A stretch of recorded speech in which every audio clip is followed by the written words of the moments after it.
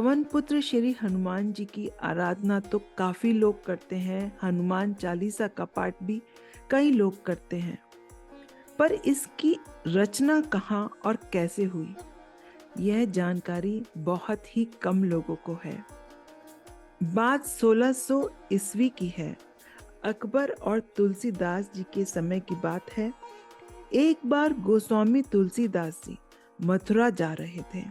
रात होने से पहले उन्होंने अपना पड़ाव आगरा में डाला। लोगों को पता लगा कि तुलसीदास जी आगरा में पधारे हैं। यह सुनकर उनके दर्शनों के लिए लोगों का तांता लग गया। जब यह बात बादशाह अकबर को पता लगी तो उन्होंने बीरबल से पूछा कि ये तुलसीदास जी कौन हैं जिनको मिलने के लिए इतने लोगों की भीड़ जमा है। तब बीरबल ने बताया, इन्होंने ही श्री रामचरितमानस की रचना की है। यह राम भक्त तुलसीदास जी हैं। मैं भी इनके दर्शन करके आया हूँ। अब अकबर ने भी उनके दर्शन करने की इच्छा जाहिर की और कहा, मैं भी उनके दर्शन करना चाहता हूँ।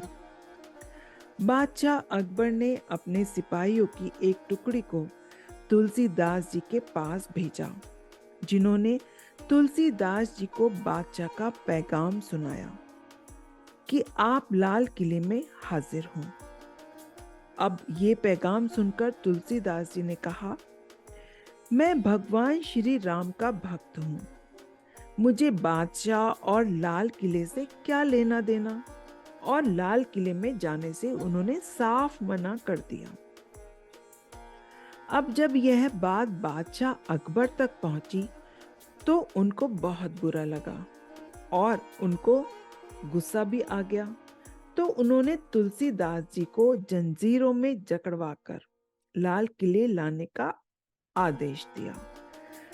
जब तुलसीदास जी जंजीरों से जकड़े लाल किले में पहुंचे तो अकबर ने कहा कि आप कोई करिश्माई व्यक्ति लगते हो, कोई करिश्मा करके दिखाओ।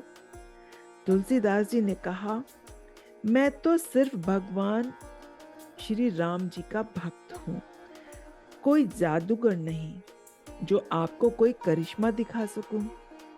यह सुनकर अकबर आग बबूला हो गया और आदेश दिया कि तुलसीदास जी को जंजीरों से जकड़कर काल कोठरी में डाल दिया जाए। अब दूसरे दिन इसी आगरा के लाल किले पर लाखों बंदरों ने एक साथ हमला बोल दिया। पूरा किला तहस नहस कर डाला। किले में त्राही त्राही मच गई। तब अकबर ने बीरबल को बुलाकर पूछा कि बीरबल, ये सब क्या हो रहा है। बीरबल ने कहा, हुजूर, आप करिश्मा देखना चाहते थे तो देखिए। अकबर ने तुलसीदास जी को यथाशीघ्र काल कोठरी से निकलवाया और जंजीरें खोल दी। बीरबल ने कहा, हुजूर, आप करिश्मा देखना चाहते थे तो ये देखिए। अकबर ने तुरंत तुलसीदास जी को काल कोठरी से निकालवाने का आदेश दिया और साथ में उनकी जंजीरें भी खोलने के लिए बोला। तुलसीदास जी ने बीरबल से कहा, मुझे बिना अपराध के सजा मिली है। मैंने काल कोठरी में भगवान श्री राम और हनुमान जी का स्मरण किया।